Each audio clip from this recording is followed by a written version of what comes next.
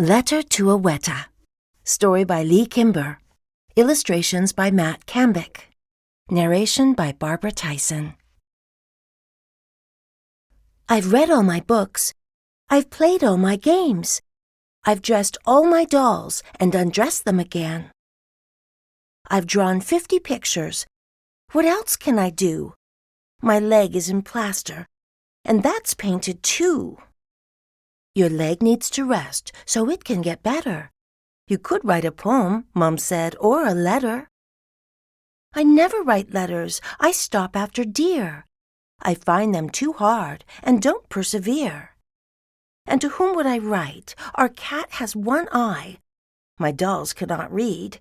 I heaved a big sigh. Write to your teacher, Mom said, or a bird. The gnome in the garden. She was being absurd. But writing is cool, so I picked up my pen and tested the ink and wrote dear. And then I wrote down Miss Weta. I asked how she was.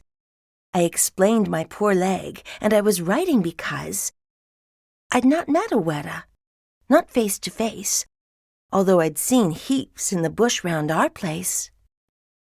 I wanted to know, I said in my letter, quite a number of things about being a Weta. Like, what do you eat? How fast can you go? And I wondered as well, how quickly you grow. And how do you hear? Do you know how to talk? Do you most like to jump? Or do you just walk? Are you scared of the rats, the lizards, and cats? Are they easy to see at night when it's black? I signed it and gave it to Mom for the post. She actually took it. That surprised me the most. And then back I went to dressing my dolls, to groaning and grumping and drawing fat trolls. At last my leg mended. Mom said it healed fast. The doctor was happy to cut off my cast. Fantastic, Mom said, and we slapped a high five. I could walk without crutches and run down the drive. I could now get the mail and see if the Weta had had enough time to write me a letter. Yee-haw, yes, she had. She'd sent me a packet tied up with brown string. Mom helped me unwrap it. Inside were 2 paintings and 3 sheets of writing. Wow, said my mother, how very exciting. The paper looked faded and tatty and smeary.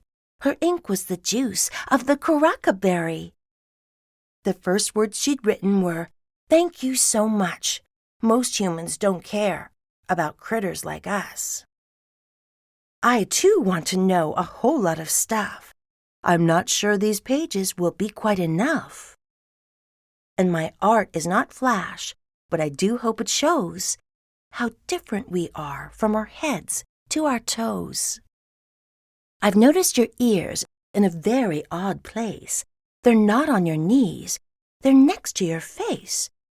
I can't help but wonder how on earth they got there. So far from your legs, how much can you hear?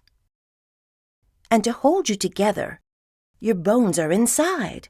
Your skin's soft and squishy. In the sun it gets fried. The skin of a Weta is bony and tough. It keeps out the weather and other bad stuff. Then as I get bigger, it won't stretch or grow.